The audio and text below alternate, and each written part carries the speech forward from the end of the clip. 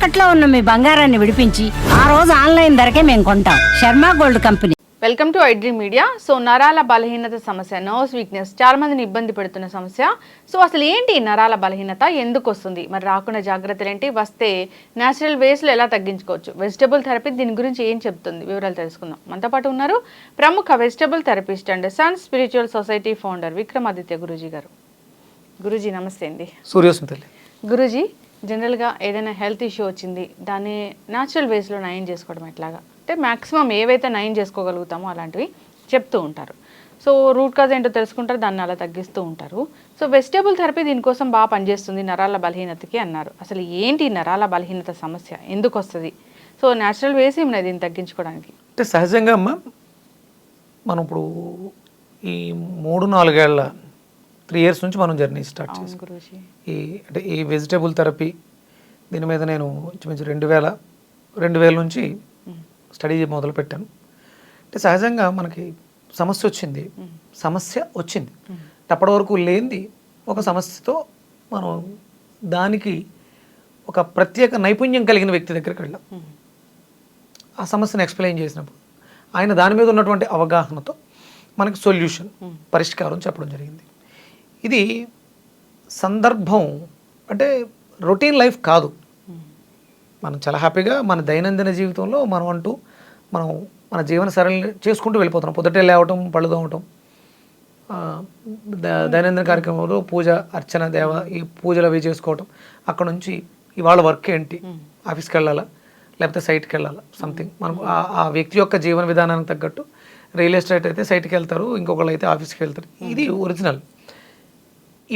ఇప్పుడు జీవన విధానం ఎలా ఉందంటే, పొద్దుటే పర్ఫెక్ట్గా లేచామా లేదా, ఇప్పుడు లేవలేకపోయాం, కాళ్ళు కింద పెడితే నిప్పులు వస్తున్నాయి, లేకపోతే ఇంకోటి ఏదో వస్తుంది. అంటే పొద్దుట నైట్ పడుకునేటప్పటి దగ్గర నుంచి పొద్దుట లేచే వరకు, పొద్దుట లేచిన దగ్గర నుంచి నైట్ పడుకునేంత వరకు జీవన విధానం ఎలా అయిందంటే, ఏ సమస్య ఉంది, ఏ రోగం ఉంది, స్పెషలిస్ట్ని ఎవరు కలవాలి, లేకపోతే ఎవరి వీడియోలు చూడాలి, ఏం ఫుడ్ తినాలి, ఇదే అయిపోయింది. చాలా అడ్వాన్స్డ్ అయ్యాం, చాలా డెవలప్ అయ్యాం, కొత్త టెక్నాలజీలు తీసుకొచ్చాం.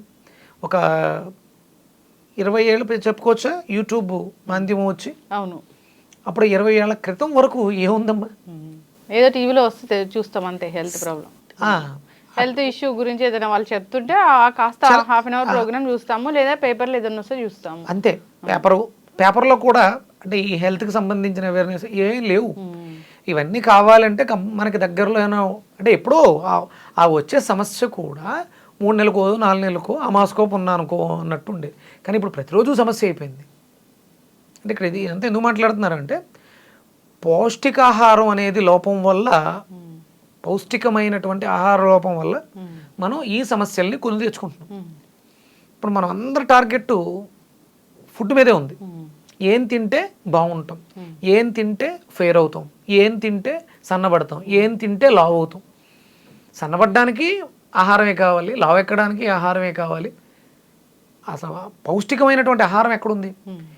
ఏ యానిమల్, మనం చూస్తున్నటువంటి జంతు జీవరాశిలో ఏ యానిమల్ అయినా తను తినే ఫుడ్ గురించి ఆలోచిస్తుందా? ఎంటుకలు రాలిపోతున్నాయి, కోడికి ఎంటుకలు రాలిపోతున్నాయి, ఎంటుకలు బాగా రావాలంటే వెతుక్కుని తింటుంది అది. ఇప్పుడు ఆ కేసెస్లో ఉంటాయి, వాటికి వాళ్ళు పెట్టిందే తినాలి.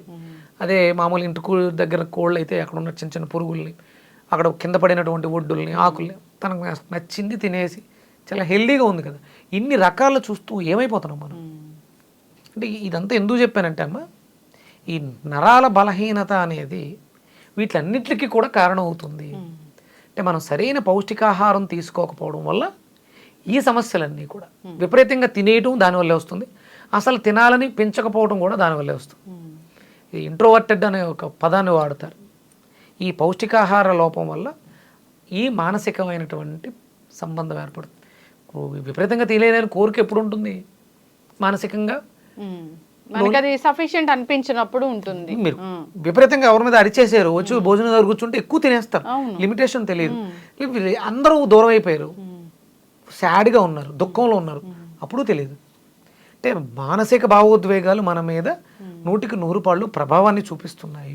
దీన్ని మనం మార్చుకోవాలంటే నేచర్కి దగ్గరగా ఉన్నవి, ఔషధం అనేది అవసరం కాదు. ఔషధం మీద ఆధారపడాల్సిన అవసరం లేదు మనకు. అందుకనే వంటిల్లే వైద్యశాల, ఆహార పదార్థాలు ఔషధాలు అన్నారు తప్ప మనం ప్రత్యేకంగా కావాలి అన్నప్పుడు ఎప్పుడో అప్పుడో మనం నెక్స్ట్ లెవెల్కి వెళ్ళి ఆలోచించాలి. అంటే నా వల్ల కూడా అవ్వట్లేదు, నా ఇంట్లో ఉన్నటువంటి పదార్థాలు కూడా చేయి దాటిపోయింది అన్నప్పుడు అప్పుడు మనం ఆ వైద్యుడి దగ్గరికి వెళ్ళి. ఈ నరాల బలహీనతని ఎట్లా కరెక్ట్ చేసుకోవచ్చు గురుగారు? అసలు జనరల్గా ఎందుకు వస్తుంది అసలు ఇది? ఇది రావడానికి నేను చెప్పినట్టు పౌష్టికాహారం, అంటే పౌష్టికం అనగానే మనకు బాగా గుర్తొచ్చేది మీట్, ప్రోటీన్ గురించి ఎక్కువ మాట్లాడేస్తారు. అంటే సహజంగా ప్రోటీన్ దొరకదా ఎక్కడ?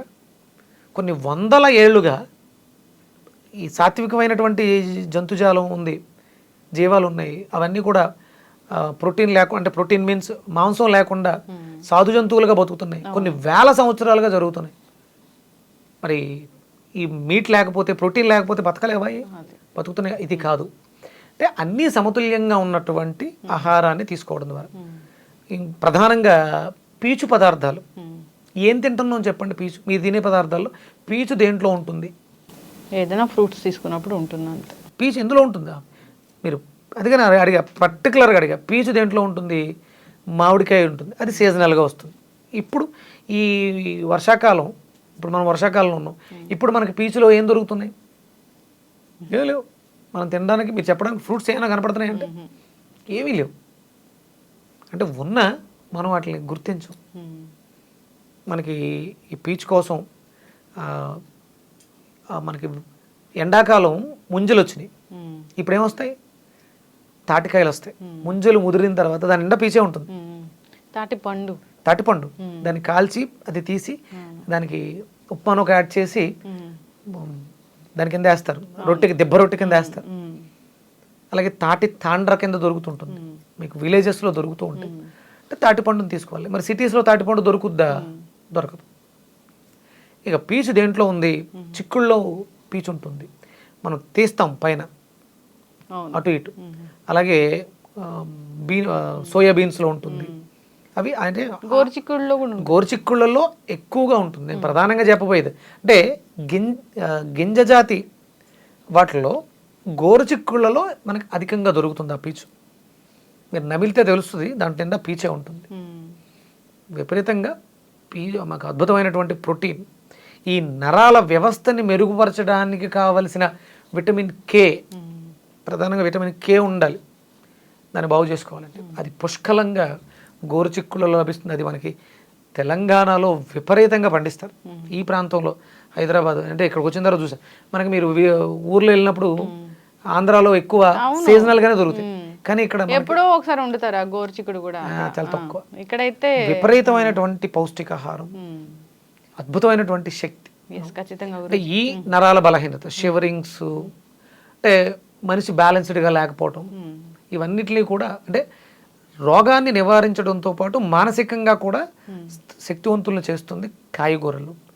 నేను చెప్తాను, వ్యక్తిత్వ వికాసానికి వెజిటబుల్స్, ఒక్కొక్క వెజిటబుల్ మీలో ఉన్నటువంటి ఒక్కొక్క క్వాలిటీని ఇంప్రూవ్ చేస్తుంది. విరివిగా కూరగాయలు వాడుకోండి, మనకి కావాల్సిన పోషక విలువలన్నీ కూడా, పోషకాలు లోపలికి వెళ్ళిన తర్వాత తయారవ్వాలి. మనం తీసుకునే వెజిటబుల్స్ వల్ల పోషకాలన్నీ కూడా మన శరీరానికి లభిస్తాయి. ఎస్, ఖచ్చితంగా గురూజీ చాలా చక్కగా చెప్పారండి. సో ఫైబర్ అనేది తీసుకోవాలి, అంతేకాదు పౌష్టికాహారం మనం కరెక్ట్గా తీసుకుంటే, సో మీరు అన్నట్లు పౌష్టికాహారం అంటే ఏమనుకుంటాం? నాన్ వెజ్ అనుకుంటాం. అలా కాదు, పౌష్టికాహారం అంటే సఫిషియెంట్గా అన్నీ ఉండాలి ఒక మీల్లో, అది పౌష్టికాహారము. ఆ విధంగా తీసుకోవాలని కోరుకున్నాము. మీరు అన్నట్లుగా ఇతర జంతువులు దేనికోసం ఆలోచించవు, దీంట్లో ఫైబర్ ఉందా, దీంట్లో కార్బోహైడ్రేట్ ఉందా, ప్రోటీన్ ఉందా, ఇట్లా ఏం చూసుకోవు. సో వాటికి ఏదైతే ఫ్రై చేస్తారా అట్లా చూసుకోవు. సో దొరికింది తీసుకుంటూ ఉంటాయి కాబట్టి అవి ఆరోగ్యంగా ఉంటాయి. మనం కూడా ఎక్కువగా ఆలోచించకుండా సఫిషియెంట్గా మన పూర్వీకులు ఎలా చెప్పారో ఆ మీల్ తీసుకుంటే సరిపోతుంది.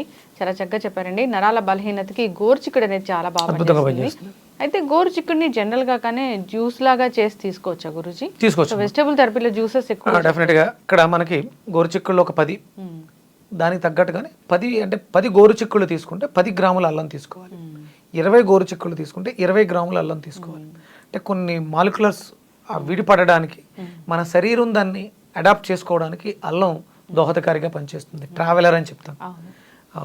10 గోరుచిక్కుళ్ళు, 10 గ్రాముల అల్లం, చిన్న కొంచెం మిరియాల పొడి వేసుకుని మజ్జిగతో కానీ మంచినీళ్ళతో కానీ మజ్జిగతో కానీ జ్యూస్ చేసుకుని బాగా వడకట్టి టేస్ట్ కోసం సాల్ట్ కానీ హనీ కానీ వేసుకుని తీసుకోవచ్చు. ఎస్, ఖచ్చితంగా గురూజీ చాలా చక్కగా చెప్పారండి. నిజంగానే నరాల బలహీనత సమస్యను చాలా మంది చెప్తూ ఉంటారు. అదొక్కటే చెప్పడానికి, కానీ దానికి సంబంధించిన అనారోగ్య సమస్యలు చాలా ఉంటాయి.